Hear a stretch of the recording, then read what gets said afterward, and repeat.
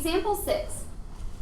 We are supposed to divide and write the result in a plus bi form.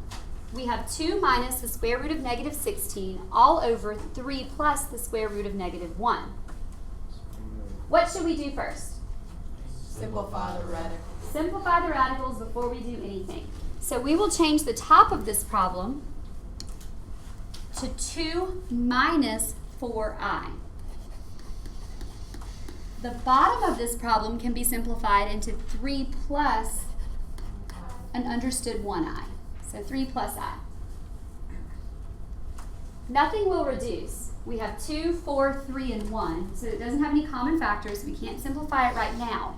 But we do have i's in the denominator. We're not allowed to have that, and the denominator is a binomial.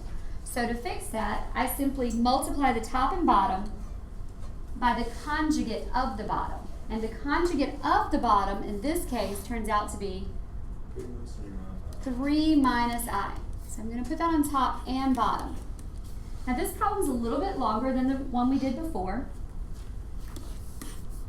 because now both of the tops and both of the bottoms are binomials. So we're going to have to FOIL the top and the bottom. So be really careful as we walk through this. The top is going to distribute out to be 2 times 3 is 6.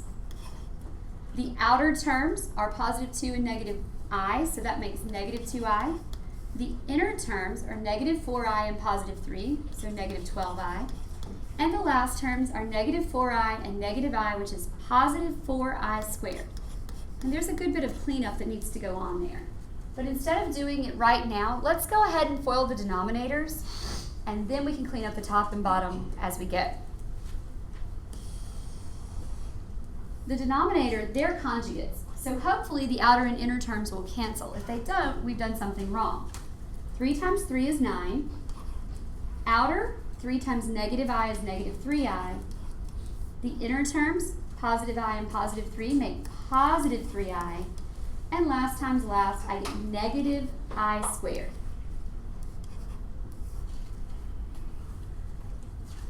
So we have all of our distribution finished. Now we want to start cleaning up the numerator. The numerator becomes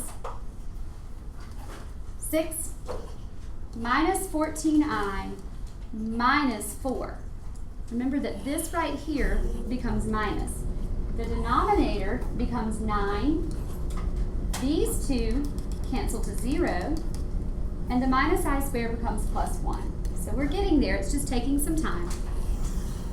Now we have 2 minus 14i on top, and what on bottom? 10.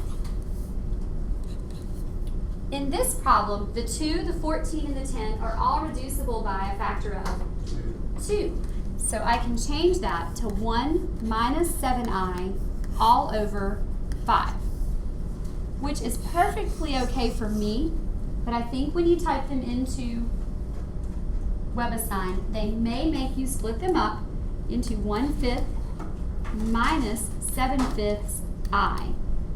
It may give you the option to leave it together, but it may not. So there are going to be the two possibilities of how you could correctly type in that answer. So for our final problem, we would like to solve the quadratic equation x squared minus 4x plus 5 equals 0. There are no numbers that will multiply to 5 and add to negative 4. So this cannot be solved by factoring.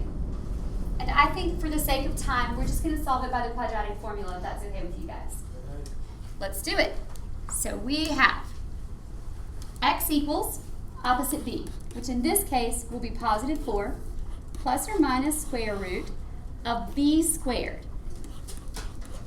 minus 4 times a times c, all over 2 times a.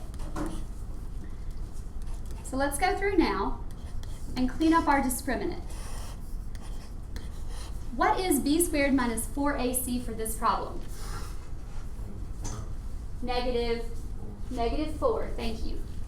Negative 4 is our discriminant, and the discriminant gives us square root of negative 4, which will simplify into 4 plus or minus 2i all over 2. which will simplify again. All three of these numbers have a factor of 2 in common. So we can divide all three of them through by 2 and get 2 plus or minus and understood 1i over 1. Now, do I have to have the 1 on bottom? No. So I could just write this as 2 plus or minus I, and I would take that on a written test, but for an electronic quiz or test or homework, you're probably going to have to take it apart and write it as 2 plus I, comma, 2 minus I. And that wraps up section 1.5.